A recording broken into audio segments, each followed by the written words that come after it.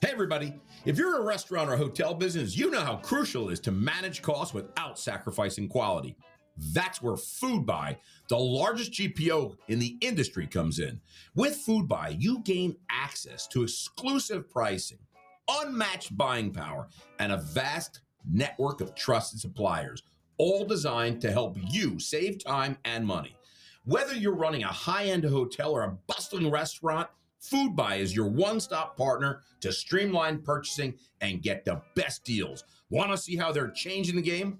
Visit foodbuy.com today and take your supply chain to the next level. That's foodbuy.com, making smarter purchasing easier than ever.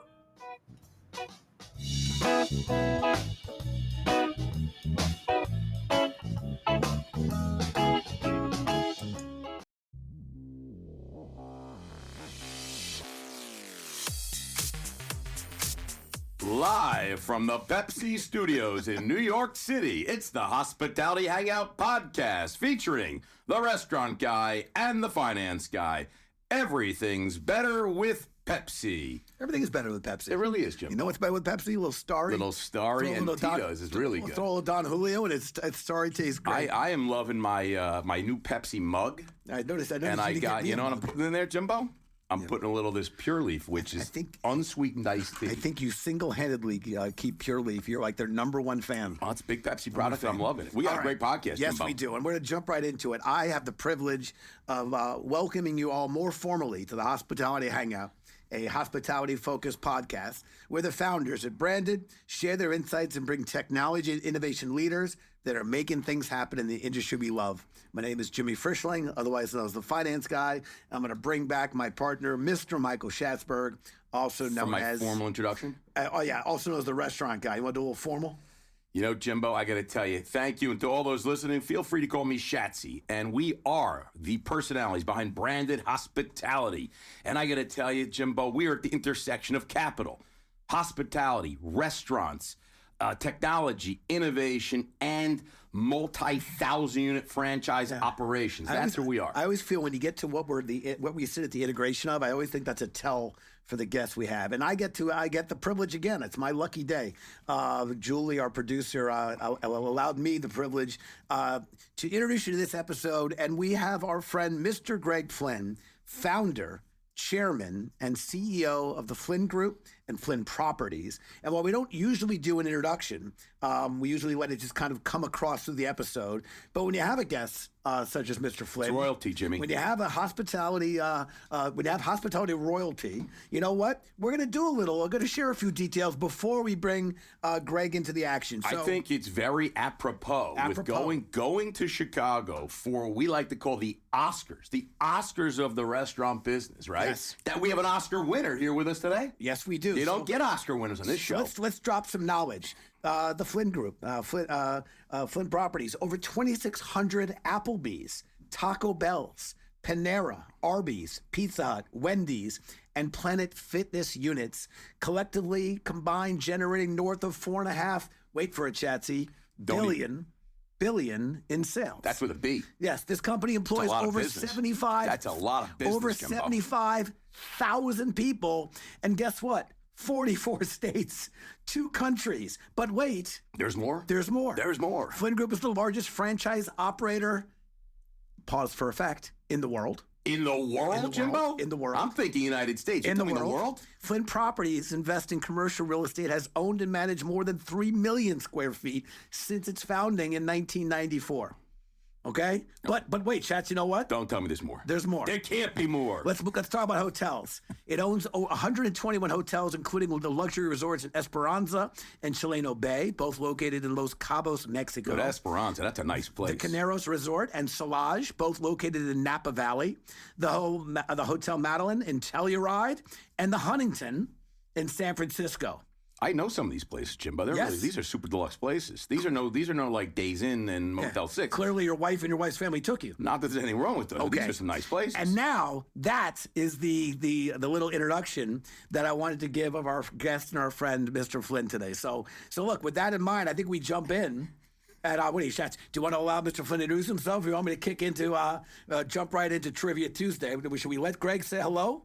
I think our listeners want to hear a little something. You know, you got to go Trivia Tuesday because I haven't done my formal introduction of Mr. Greg Flynn. Greg right now is wondering, like, I'm doing Why the am podcast. I even doing this podcast? Why am I here? It seems like they're chatting. Yet. All right, Greg, I promise we're almost done with the intros. But since we release our podcast on Tuesdays, not to be confused with Taco Tuesday, we have Trivia Tuesday.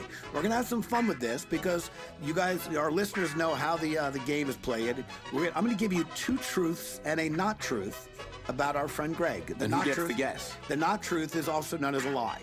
Shatsy, you're going to guess the 2 truths and a I've been excellent with this game. You've been excellent with the game. And for our listeners, stick around to the end of the episode and we'll have Mr. Flynn tell you which of these are 2 truths and a not truth. There is a theme to this particular Trivia Tuesday. It all starts with in the dead of the night. It all starts with in the dead of the night. Fact 1, in the dead of the night, Greg has climbed to the top of the Story Bridge in Queensland, Australia. Okay, I could go along with that. Fact 2, in the dead of the night, Greg has climbed to the top of the Tower Bridge in London, England. I don't know if you're allowed to do that, but okay, let me hear some more. Fact 3, in the dead of the night, Greg has climbed to the top of the Golden Gate Bridge in San Francisco. Well, that I know you're not allowed to do. I mean, it doesn't mean you can't do it. By the way, think you're allowed to do that. Chats, it did start within the dead of night. So, like, one could say it's not during tourist hours in the dead of the night. Oh. There was maybe some actions that took place when it would have been otherwise frowned upon by the local authorities. I'm looking at Mr. Flynn right now. I got to tell you, the guy looks like he's in shape. That he could definitely do all these things. The fact is, he did 2 of them. We know that. He did 2. He did 2 of them. So to me, the question is, which did he not do? Yeah, well, and there you have it. Yeah, all right. Well, this is going to be a good one. All right, Jimbo. All right. Well, listen. Before we get into it, Jimmy, okay? Because we got one last thing. Because you just talked about Flynn. The Flynn Group, Flynn Properties, and yes. how amazing Flynn Group is and Flynn Properties, the hotels, the restaurants, the 75,000 employees, the $100 billion in sales. It's unbelievable. But there's a lot more to our guest. Your Fraser Crane moment with Greg. How did Greg become? How did he become the largest franchise operator in the entire world for at least for restaurants? Well, how about this, Jimbo? How about Brown University, okay? Magna cum laude at Brown University, okay? How about American history, a master of something or other? I don't know what it is. He's very smart. And at Yale University, he got like a master's degree, a very big degree at Yale University, okay? Then a master of literary studies from the University of Queensland in Australia. That could be a hint about the bridge. That could be a hint about the bridge. We know he's been in Australia. He was probably climbing bridges because that was when he was in college, because I could see that. He was in Dublin, spent his junior year. Greg has a dual Irish and American citizenship, okay? So does my wife. Speaks 7 languages, has an MBA from Stanford Business School, an honorary doctorate from the culinary arts from the CIA. Jimmy, not to be confused with the intelligence agency. I think he has that also. I think he also is a member of the CIA and the Culinary Institute of America. He's on the board of the National Restaurant Association and the International Franchise Association. He loves history. He loves travel. And without further ado, Mr. Jimmy Frischling. Now we can actually bring in our guest, Mr. Greg Flynn. Welcome to the show. I think this will be the first and only time you'll ever do this podcast. There we go. There's the intro music. Mr. Greg Flynn, chairman of the board. Welcome to the show. Thank you for having me. Did I get anything right in my introduction? You win the award for the longest, most rambling introduction I've ever had. We've been accused of that. It's great to have you here. Tell us, did I get anything right on my intro? No, you got nothing right whatsoever. It was all total fiction. It was very amusing, though. It was nothing? I mean, did you at least go? Did you go to Yale? I did go to Yale. Okay, good. All right. It was all right except the 7 languages. Yeah, by the way, you stuck that one in there, and I was like, well, I just figured he probably speaks a few languages. What's wrong with 7? 7, it's a good number. You know what they call someone who speaks more than one language? What? Bilingual. You know what they call someone who speaks one language? What? American. Okay, there we go. All right, Jimbo, let's get into it, man. I'm a good American. I'm a good American as well. Listen, Greg, we are really excited to have you on, and I think our listeners will know that long intro was we felt given the success and the leadership you've displayed in this industry. Certainly justified us making sure we gave proper accolades and otherwise. I want to make sure Shatsy may not have gotten his stuff right. But as the finance guy at the company, I want to make sure I got my stuff right. 460 Applebee's, 280 Taco Bells, the third largest Taco Bell franchisee in the world, 112 Paneras, the second largest Panera franchisee in the world, 360 Arby's, the largest Arby's franchisee in the world, 1,200 Pizza Huts, largest Pizza Hut franchisee, and 190 Wendy's. And, a lot of restaurants. And clearly Julie is favoring me lately because I get to break news. The Flynn Group has just announced a major international expansion. In addition to owning over 270 Pizza Huts in Australia, you're now the master franchisee of Wendy's Australia and the owner of 20 Wendy's in New Zealand. So I think I get to break the news. And before Flynn was Empire and international expansion, it all started with your local West Coast brand, World Wraps. So there's always a beginning. Can you share more about how you ended up buying World Wrap with a friend from Stanford Business School? By the way, Shatsy, I think you got that one right. We got a Brown, Yale, and a Stanford. That is a hell of a trifecta. Yeah. That led you to acquiring 8 Applebee's. So that was that the official start of the Flynn Group, the World Wrap, and then moving into the Applebee's? Is that where it all started with you and a friend from Stanford? So that's where I started in the restaurant industry as an owner-operator. I actually started in the restaurant industry, as many Americans did, and one of many people in the world, as a hourly at McDonald's, and that was in high school. We've got so many started like that. It's awesome. Yeah, that's amazing. But yeah, I got into the restaurant industry through World Wraps. It was not a concept I started. It was started by my friend Keith Cox from Stanford Business School and his partners. And they opened their first restaurant in San Francisco in 1995 to, lines around the block. It created the wraps category. Wraps didn't really exist as a category before that. And I made a small limited partner investment, but it was their business. But I had started a real estate business 6 months earlier, and I bought some buildings up in Seattle. And so everyone got excited. It's like, oh my God, we've obviously got the next Starbucks on our hands. But the someone, gets there first. And so it's a classic mistake that people make. Right. When we made that. So we shook hands, and I became a licensee developer of World Wraps in Seattle. And between 95 and 99, I built 14 of them. And it was the school of hard knocks. I mean, everything was hard, but that's where I really cut my teeth on building and running restaurants. But that's not really where Flynn Group began. I view that as sort of a separate prelude to Flynn Group. Flynn Group really starts with the acquisition of 8 Applebee's restaurants in 99 in Washington. And that's when I just pivoted in the industry entirely. And we handed the World Wraps business off to our CFO. He actually ran it for a couple of decades, but decided to focus everything on big franchise chains. I like it. Talking about casual dining. So you really started out, you started the wrap concept, at least from an investment point of view. You were in the McDonald's as an hourly working there, which, like I said, so many of the folks that we meet in the restaurant business. I started as a bartender, Jimmy as a bar back or dishwasher, and then a bartender. But you really went heavy into casual dinings with the Applebee's, and that was big in the 90s. But today, it seems that fast casual seems the buzzword today. It seems like that's where all the action is right now. Can you just give me a little bit of what your thoughts are and what has contributed to this shift? That, when we were growing up, like you said, you start with 8 Applebee's, you have like 1,400 Applebee's, something like that, 1,500, 2,000, some enormous number of Applebee's.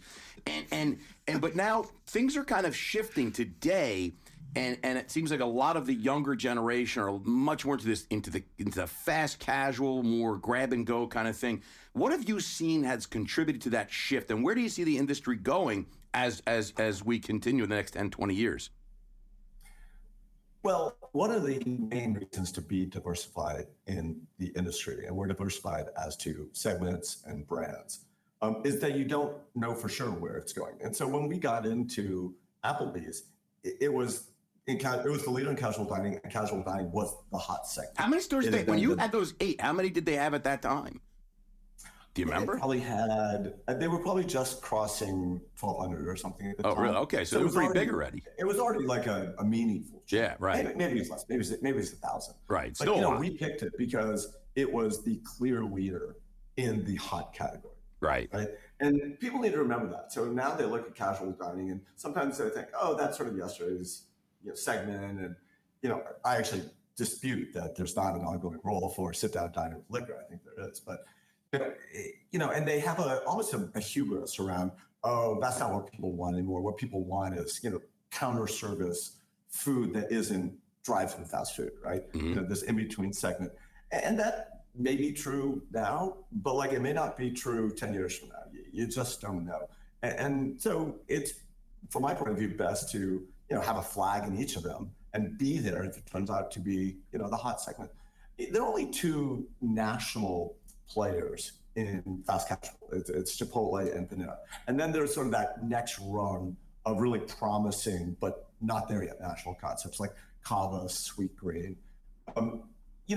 Those are good businesses, but they are young, relatively young businesses. Chipotle and Panera have been around for a while, but compare them to, certainly McDonald's and KFC, but even Applebee's that have been around. Applebee's been around for 45 years now, been through many economic cycles. Sure. Proved its legs over every geography, has broad demographic appeal.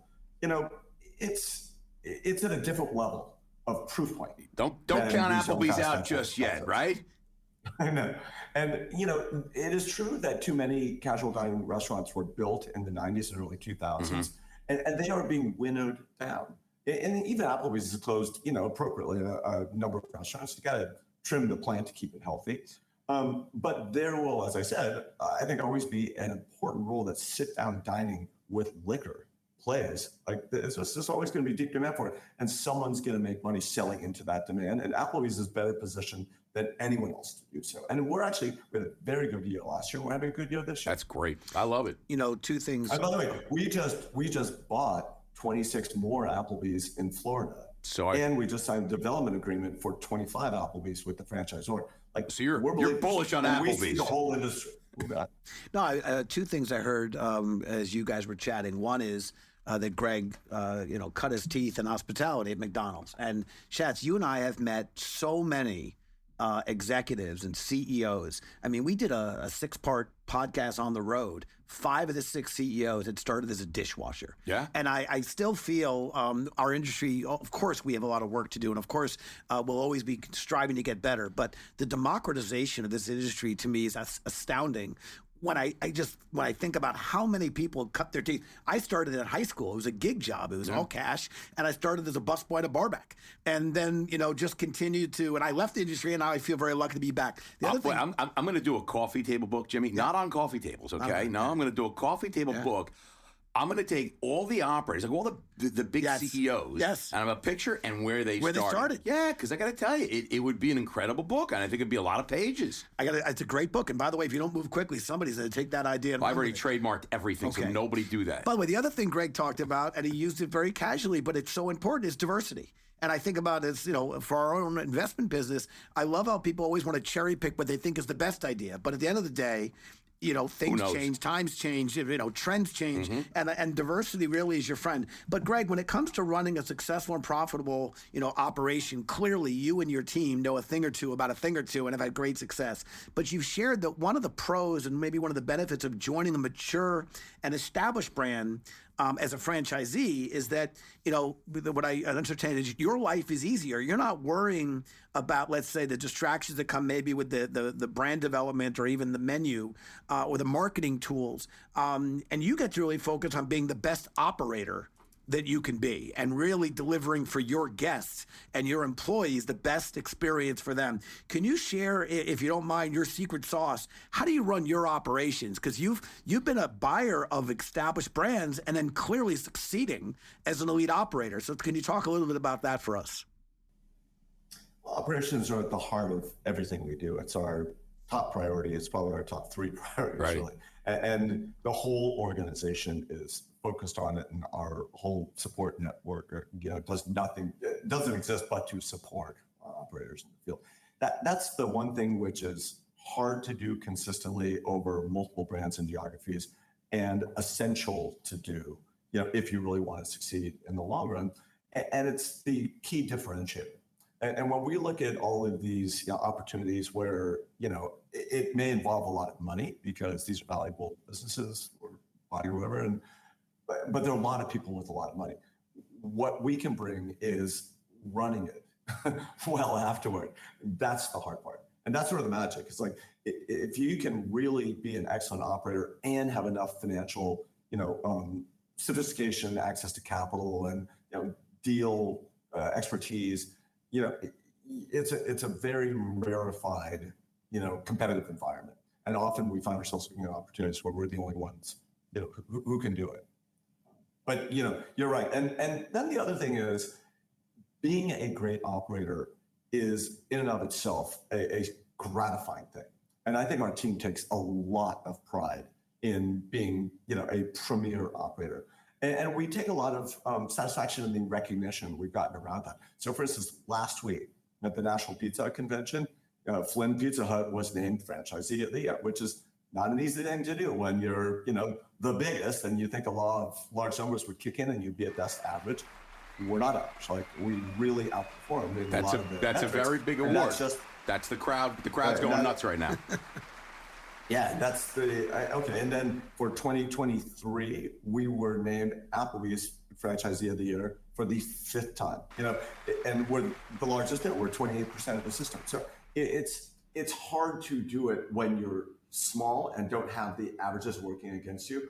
It's harder to do it when you are doing it over very large numbers. But we're dedicated to that, and we've been able to attract the best people in the industry and to support them with the best above store support systems. And it all adds up over time. And this is a long game we're playing. It's a game of inches, and if we outperform a little bit every year, it just compounds into higher AUVs and higher margins and more success, and the ability to reinvest in the assets and the people, and you get this success flywheel going that really helps you distinguish yourself. That's awesome. I think, that's amazing. I just can't even imagine having, we've got restaurants here in New York City. We have 17 units. My head spins with that. I can't even imagine the operations team you have managing all what's going on, your supply chain, procurement, the HR department. I can't even imagine it. But you have, but it's really interesting. You've been in the restaurant space now, I'll say, for 30 years running Flynn Hospitality. And everybody knows Flynn Hospitality. You are really like the gold standard. But recently, you've made a little pivot. You rebranded as the Flynn Group. And I read in the news, Planet Fitness, and you guys go out and buy Planet Fitness. And now you got Flynn Fitness, and now, this is like, very different from the restaurant space. Maybe everyone needs to go to the gym after they eat at Applebee's, so maybe that's, the idea here, right? After you eat at Applebee's, go to Planet Fitness. But is this a change that we're going to see more from you guys doing other type of retail business, a different direction, going away from restaurants? Or is it just, again, diversifying and just saying, hey, I love fitness. I climbed every bridge in the world, and this is going to help me continue to climb bridges by going to this fitness craze?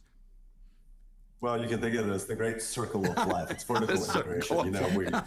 We feed them and we slim them down. I love it. Yes, that's what I was thinking. Go to Arby's and then go to Planet Fitness next door.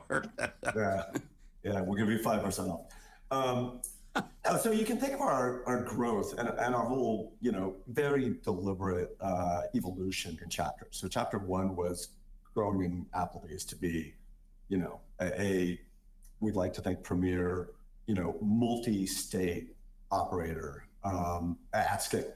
And that's when everything in Flynn Group was formed. Our structure, our culture, all of the systems, the core team. Chapter 2 was taking that platform and diversifying within the restaurant industry as a franchisee. And that's when we said, okay, what do people want from restaurants? Well, they mostly want quick service restaurants. I think the evidence is there just by virtue of how many quick service restaurants there are. And so if we're going to truly reflect demand, like we need to become a quick service restaurant operator. And we did that over the next 10 years. So we're 60, 70% QSR now. We've got a big fast casual flag with Panera and then Applebee's, of course. So chapter 3 is we're going to continue to grow in our big center lane as a domestic franchise restaurant operator. But we layered on 2 new growth channels. So one is international that you talked about before. Right. And the other is adjacencies. And by adjacencies, I mean consumer-facing franchised operating businesses where we feel we can take our experience and our platform and our team and execute well, because it's not that different. Like running a Planet Fitness gym is not that different than running a restaurant. If anything, it may be a little less insane, right? Because it's a subscription business. There are fewer employees. There's sort of less craziness. Now it has its challenges, and we want no kitchen, less supply chain issues, I suspect, right? Yeah. And it's a wonderful, wonderful business. And then you look at the way we got in it. We bought a franchisee named Alder Fitness, run by a great guy named Stanley Martinez. He's now our partner. He actually rolled some of his money into us, and so he's literally my financial partner now. And we hope to grow in Planet Fitness because it's just such a great business. But there are other consumer-facing operating businesses that operate under a franchise model that we could also look at. So, we talked about hotels. Hospitality is one of them. Almost every Hampton Inn, Hilton Garden Inn, Courtyard, they're franchise businesses. And they're usually run by, some third-party operator, but they don't have to be. And so, we could seriously become an owner-operator of those. We already own a bunch. Are you giving us a hint right now that the Flynn Group's next acquisition will be Hilton Hotels? Is that what you're saying? Or Marriott? Are we dropping that right now? This is better than CNBC doesn't have stuff like that, Jimbo. CNBC doesn't have this. You cracked the code, Greg Flynn is buying Marriott. You did the whole usual suspects. Yes. You mapped it out. You figured it out. I went Hilton, then I'm like, you know what? No, go bigger. He's buying Marriott. I love it. What I liked about that whole banter and discussion, really, because Shatsy, you're our restaurant guy. And I think the word hospitality is really more of how one engages with a guest or a customer. Of course, you want to be hospitable in a restaurant and you're going to feed them, but not so dissimilar to how you enter a hotel and how you're greeted. Or your gym. I mean, Planet Fitness, a well-known, absolutely legendary brand that at the end of the day, it's hospitality. How do you welcome your guests? How clean's the facility? How organized is it? It has its differences. But at the end of the day, it is still trying to exceed the expectations of your customer or your guest. Greg, my understanding is there was a moment where your original career goals may very well have been to go into real estate. You fell into the restaurant business and certainly have done quite well. I'd argue he's dabbling in the real estate biz with 87,000 restaurants. Now we step outside the restaurant space with Planet Fitness. And now we've come full circle, though, because I teased at the top of the episode about Flynn Properties and investing in commercial real estate. And can you share more about this new line of business? I mean, to me, I imagine it makes an unbelievable amount of sense if you think about your operating businesses and now applying the property operations.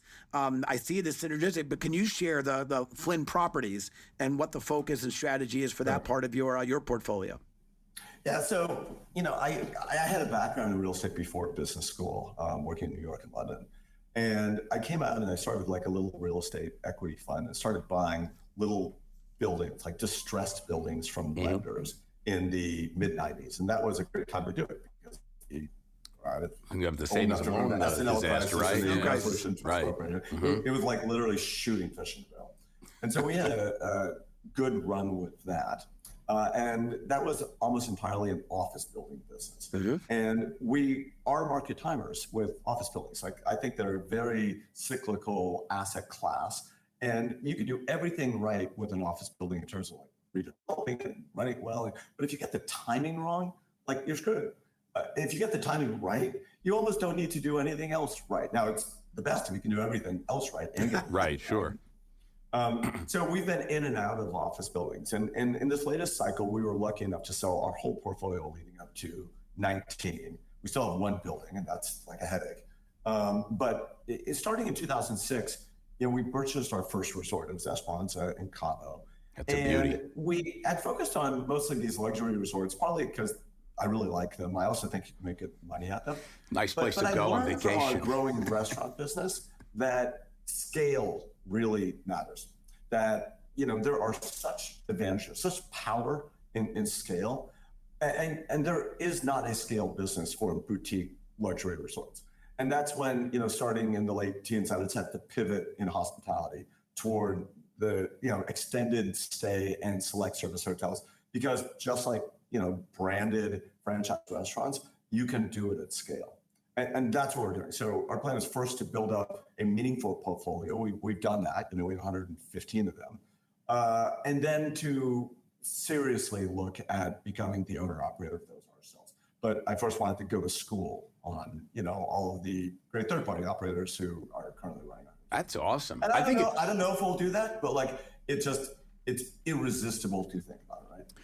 And you can stick Planet Fitnesses in all these hotels, right? And you can stick an Applebee's in there. So you get the hotel, you got the Applebee's, and you get the Planet Fitness. Right? Am I wrong? I'm going to defer to Greg and his team. Why not? You work out, you eat, you go to sleep. Every hotel has a gym. They never leave the property. Yes, it's incredible. We'll have a funeral home right next door for the end. literally cradle to grave. I like that. Listen, before we move on, maybe I'll just ask any advice, Greg, you would give to budding operators or franchisees, maybe who are now getting into the game. And I think one of the fun things that we're seeing in the space that Branded plays, we are seeing some really interesting emerging restaurant groups, restaurant companies. So any advice you'd give to them? You're standing with a portfolio that is clearly a best in class and successful and has scale. Any advice to emerging operators or franchisees getting into the game, let's say today? Yeah, I'd give the advice I always give, which is, be an operator. This is not about buying stuff. It's not about finance. If you're going to be in the hospitality industry, you need to be really, really good at that. It's very competitive. There are a lot of people out there who are trying and are very good. And if you are less than excellent, it's sort of like timing with office buildings. Like, you can do everything else right, but if you don't get that one right, you're not going to succeed. I think that's really great advice. It sounds pretty simple and trivial, but I think a lot of people fail to remember it's the hospitality business, Yes. It's remember when we talked to somebody and they said, it doesn't matter what the food's like as long as it gets there fast. I'm like, what? Shatsy's one of the most, Greg, Shatsy's one of the most positive people I know, but I never saw him get more insulted and upset when the person said the food doesn't matter. It's how fast you can get it to them. I agree with you, Greg and Shatsy. We're not a tech business. We're not a finance business. We are a people, service, experience, value. We're food business. And then the rest are supporting actors. Let's jump into real quick. Greg, we're going to do a little hot or not. Are you ready to play? Sure. All right, I got a quick game. I'm going to give you 3 words or phrases. You let me know if it's hot or not. Virtual kitchens. Not. Drone delivery. Hot. Ooh. Espresso martinis. Super hot with my children. Jimbo. You care to opine on that? Yeah, there's a lot to unpack there. In fact, we just had our friends and partners from Ripples. They are Ripples prints on foamy drinks and foamy cappuccinos, espresso martinis, foamy desserts. They are going to be so excited that Greg said super hot, especially super hot. But I'm since you were hot on 2 of them and very hot on one of them, I want to go the one that was let's say a fail or not hot, the virtual. Shats and I had a lot of views on the whole virtual kitchen and the whole ghost kitchen, dark kitchen, whatever you want to, the naming convention on it. You went with a solid not. Maybe can you chat a little bit or maybe speak a little bit about that? Because there was a moment where that was, the in vogue thing for people to be leaning into and doing. You went with a solid not. Certainly a lot of venture money a lot of money got thrown at that. Maybe you can comment on that. We have our own thoughts, but you're in the weeds. You're the Oscar winner, baby. So would love to hear your thoughts on that. Was a solid not. Can you expand on that a little bit? So I think there are a number of reasons why it's a not. I think first and foremost, what they're doing is they're bringing food production capacity to markets, but there's already more of that than there is demand for. Ding, ding, ding. That's why. 100%, man. We don't need more kitchens. Yes. Now, the argument they make is like, yeah, but those aren't the right kind of kitchens, or they're not in the right place. And there's something to that. Yeah. The second is that off-premise is an important part of meeting demand. And it is a great complement, I think, to on-premise. But I don't think in and of itself it's optimized. The best is where you can cover the fixed costs of a restaurant, by combining on-premise and off-premise. Trying to do only one or the other is just, it's suboptimal, right? Right. Now, if you look at some of these operators, they have worked out very good technology around this. Like, I do think that they are allowing some concepts to succeed, in just this off-premise, mostly delivery format. Right. Some are also trying to incorporate an on-premise experience, walk up, things like that. Right. And they're evolving as they go. But, I think generally speaking, we're still better off running off-premise out of an existing on-premise location and take it from $2.5 million to $3 million versus $0 to $500,000, Hey, that's spot on. No, completely agree. I got to tell you, Greg Flynn is smart. You think so? I think he's smart. By the way, let's take that clip and let's make sure we do. He knows something about restaurants, Jimmy. Not this part. I meant the part where he's trying to articulate the off-prem versus the on-prem and how they can complement each other.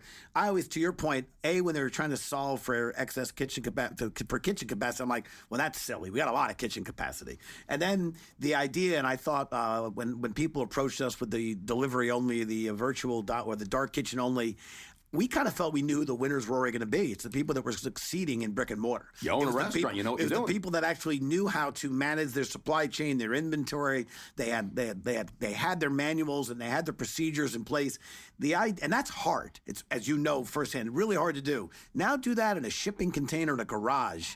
And I got to tell you, we're destined. I really had a question. I questioned that whole model, but you know what? I'm a free markets people. We didn't put money in there. Other people did. To each their own. But all right, there you have it. But I think we were spot on. All right, Jimbo, I think we're going right to Trivia Tuesday right now, right? Yes. So here's the point.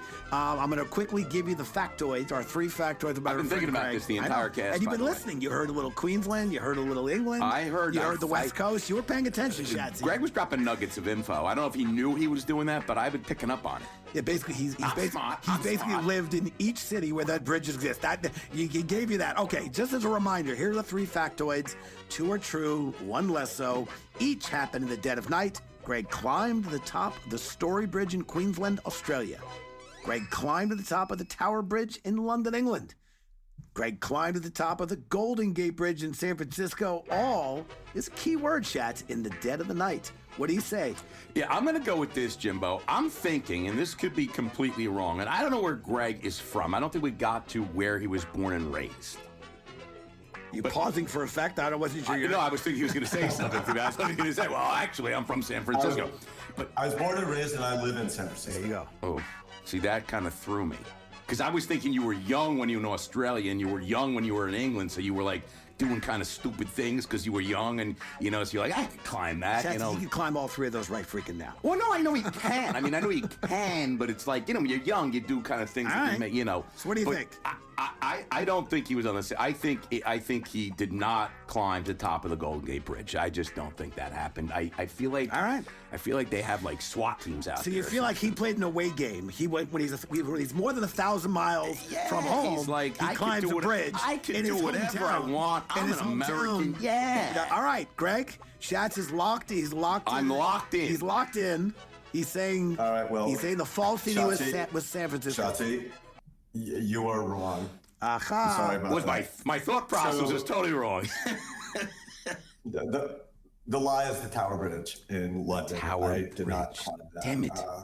But the other 2 are true. And, the Story Bridge in Brisbane was just finished exams. There's something called the Story Bridge Hotel, which is a pub. spilling out of the pub late at night, looking up and going, "Oh, we could totally." All right, I watched the right thinking process that you were young and drinking, and like, we could do that. Okay. Okay. So, and it went really well until the police boats pulled up below, and the policemen started climbing up to us and arrested us. Oh man. So by the way, so what? Okay. Go ahead. What about San Francisco? I know, and then. So the Golden Gate Bridge was the same sort of thing, at a party in high school senior year. And I had a friend who was a legit climber, and he's like, "I'm going for the bridge tonight." I was like, "I want to come." He's like, "Let's do it." And went back to his house, got climbing gear, and then went to the bridge. The way you did it is it's on the north side, the Marin County side, on the west side. And you have to go through the superstructure of the bridge under the roadway to get to the base of the cable. Then you climb on the outside onto the cable. And this is the risky part. It's like 2 a.m. But like if you're going to get seen, that's where you're going to get seen. And we have stuff to clip into the, sort of hand guard, the guardrail cables. But to avoid being seen, you have to sprint up the cable for like the first, call it 150 yards as it begins to rise and get above the roadway. And then you slow down and clip in, and then you climb the rest of the way. And it gets pretty steep, toward the top. But we did all that, hung out there for like an hour in a moonlit night, made it back down, and lived to No arrest on San Francisco. No arrest on. Wow, that was before 9/11. Like nowadays, I don't think. Okay. Well, Jimmy, I got to tell you, my thought process was right. I knew he wasn't doing it like this was when he was young and he was innocent and naive, probably a couple of beers, maybe. But I had the right idea. But I should have asked where he was from. If he would have told me if he was born and raised in San Francisco, I would have changed my mind. Despite, you want to do it again, I can get it now. Despite my growing up in New York City and living in and around very tall buildings, I'm actually afraid of heights. Heights. I can see that. So, by the way, when I was reading when I was reading these climbs, these heights, and even as Greg was just describing the act of sprinting 150, you had a panic attack before he could clip in, or he had to climb on the outside. That's where the risk takes. I got to tell you, I felt it in my knees. A little panic attack there. I felt it in my knees a little bit. All right, Jimbo, I got to go right into branded quickfire because Mr. Flynn's got to go buy the Marriott chain that we talked about, or Hyatt. It's Hilton. Hilton Hyatt. He's buying something very big. I can't wait for that announcement to come out and everyone to be like, "Shatsy, you were right, baby. You were right." All right, Mr. Flynn, we're going to play a little branded quickfire. Are you ready, sir? 5 lightning round questions. Don't think too hard. This is what I like to call, this is truly the Olympics of podcasting. This has been ranked and rated by Nielsen and Technomics as the greatest podcast segment of all podcasts outside of Joe Rogan's podcast. He has slightly better ratings, but this, with you're going to bring it up. Okay, here we go. If you could eat dinner with anyone in the world, dead or alive, who would it be? Alexander Hamilton. Wait, who? Alexander Hamilton. I didn't hear. Yes, This year doesn't hear so good. Get mad at me. All right. In the room where it happens, baby. Why? You love Hamilton. So you guys just froze for me for like 30 seconds. Did I freeze for you? No, I think you were good. Probably good that we froze. Yeah, it's probably good because I didn't hear what chat. By the way, Alexander Hamilton. That's a great answer. Yes. Great answer. All right, Jimbo, how's that? Yes, that's good. What's the most used app you have? Google Maps. Favorite food city in the world? Paris. Favorite sports team? Giants. The San Francisco Giants or the New York Giants? San Francisco Giants. Oh, okay. I was about to celebrate. I was like, I was like, wait a second. Greg's a Giants fan. He's got his own Giants. He's got his own Giants. He's San Francisco. He's got his West Coast Giants. Exactly, yeah. All right, if you were to challenge Jimmy or I to a game of Hungry Hippos. You know that game, right? Hungry Hippos. Maybe it's been a while. It's been a while. Who have better odds of beating in Hungry Hippos, that fabulous board game that everyone loves? I just want to help Greg for a second here. I have a 7-year-old daughter. Just want to throw that out there. Right. I have a 7-year-old daughter. Well, Greg, how old are you? Do you have children? Yeah, I got 26-year-old twin boys and a 22-year-old girl. is graduating. Oh, so we have similarities. I got Yeah, your 19, kids are the 21, same age. 23. Yeah, so we haven't done Hungry Hippos. That's a terrible question for Greg. I'm just telling you, I just want to help Greg out. He hasn't seen Hungry Hippos. In, I already like, know. I'm going to take Shotzi on that one because he hasn't. You could beat me. He hasn't described Yes. any comparative advantage, whereas you have. So. Yes. I'm just telling. I was kidding. I was trying to help Greg out. There's a compliment there somewhere, I'm sure. There's somewhere. Like literally, I was at Dave and Buster's recently playing the large Hungry Hippos. There's a giant size game. My daughter thinks it's hysterical. All right, well, if it make you feel better, we've done about 200 podcasts now, and I think I've lost to Jimmy almost everyone. Everyone always. We have people don't even wait for the question. They just say, Shatsy. Who did better odds of beating Shatsy? In what, Shatsy? It doesn't matter. I could beat Shatsy in anything. Greg, we want to thank you so much for spending time with us and being on the podcast. We absolutely do love what you and your crew are doing. It's really, there's nothing easy about this industry, but there is big love that people have for it. And you guys are playing at the top of the game and really do commend you and the team for the excellence and just being such great operators that these brands want to trust you with their brands, with their stores, and with territory. So congrats to everything you're doing. To our listeners, if you want to get in touch with Greg directly, you can email the podcast team at brandedstrategic.com. I have Greg's cell phone. That was a season 1 rookie mistake. We don't do that anymore. Greg, you're safe. I feel like Greg wants to get in touch with his customers. He wants to really know who his customers are, so they should hit him on his cell phone anytime. And we can do that by people emailing the podcast team at podcast@brandedstrategic.com, and then we will send the message along to Greg and his team. And then finally, to our listeners, just as Shatsy said, we're well up and over 200 episodes. We're into the 100,000 subscribers now, and none of this is possible without you. So we greatly appreciate the industry and all you listeners checking in with us. And we like to have some fun with each other and with our guests, but we also like to bring guests who can share knowledge about what's going on in this industry that we do love so much. So Greg, with great appreciation, I'll thank you, and I'll pass it back to my friend Shatsy to close us out. Yeah, Greg, this was awesome. Appreciate you. Appreciate everything you're doing over at Flynn. It's not Flynn Hospitality now. It's the Flynn Group. And Flynn Properties. Flynn Properties and Flynn Fitness. And, I just can't wait to go to that Esperanza Resort and throw your name around a little bit. Get that discount over that I'm looking for. Hey, this is great. Cheers, everybody. You're welcome. Just bring a little dinero. Oh, poco dinero. Thanks, Mucho everybody. dinero. Cheers, guys. Thank you.